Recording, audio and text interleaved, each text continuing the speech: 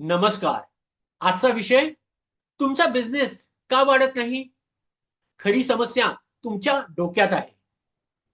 तुम्ही खूप मेहनत करता, नवीन आयडिया ट्राय करता, क्लायंट, पैसा, मार्केट सगळं सांभाळता. पण तरीही बिझनेस तिथेच अडकलेला वाटतो का? सत्य ऐकायला तयार आहात? तुमचा बिझनेस मार्केटमुळे नाही, तुमच्या स्वतःशी बोलण्याच्या पद्धतीमुळे थांबलेला आहे. तुम्ही बाहेर काय बोलता ते महत्वाचे नाही. तुम्ही स्वतःला आत काय सांगता ते महत्वाचे आहे.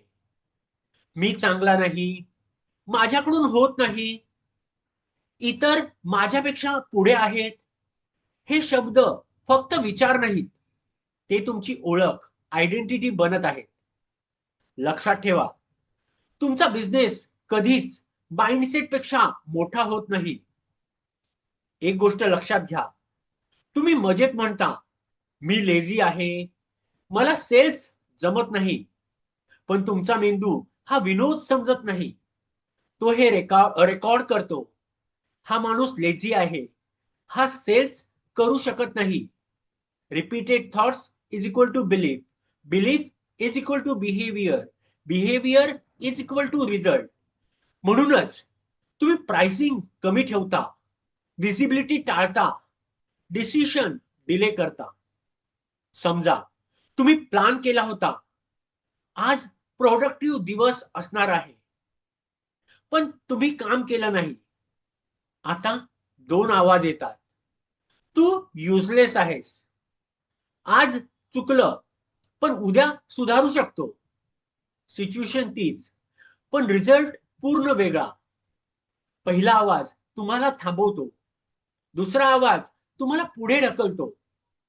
सक्सेसफुल लोक परफेक्ट नसतात, ते स्वतःशी योग्य पद्धतीने बोलतात. तुमचा सर्वात मोठा कॉम्पिटिटर कोण आहे माहित आहे? मार्केट नाही, कॉम्पिटिशन नाही, तुमचा इंटरनल क्रिटिक्स. तो म्हणतो, तू तयार नाहीस, लोक काय म्हणतील, रिस्क घेऊ नको, आणि तुम्ही स्मॉल गेम खेळायला लागता. सत्य, लोक अपयशी होतात कारण मार्केट कठीण आहे म्हणून नाही. ते अपयशी होतात कारण त्यांचा सेल्फ डाऊट मोठा असतो. सॉल्युशन काय? स्वतःशीच तसं बोला जसं तुम्ही आदर असलेल्या व्यक्तीशी बोलता. मिस्टेक झाली, ऍक्सेप्ट करा. इफर्ट केला, अप्रिशिएट करा. पुढे जायचं, इन्करेज करा. हे इगो नाही, हा बिझनेस स्किल आहे. कारण तुम्ही कॉन्फिडन्सने बोलता, योग्य प्राइसिंग करता, बेटर क्लायंट्स अट्रॅक्ट करता. जर तुम्ही स्वतःचा आदर केला नाही, तुमचा बिझनेसही तुमचा आदर करणार नाही. आजपासून एकच बदल करा, स्वतःशी बोलण्याची पद्धत बदला. कारण तुमचा बिझनेस तुमच्या आवाजावर चालतो, आणि तो आवाज तुमचाच आहे. धन्यवाद.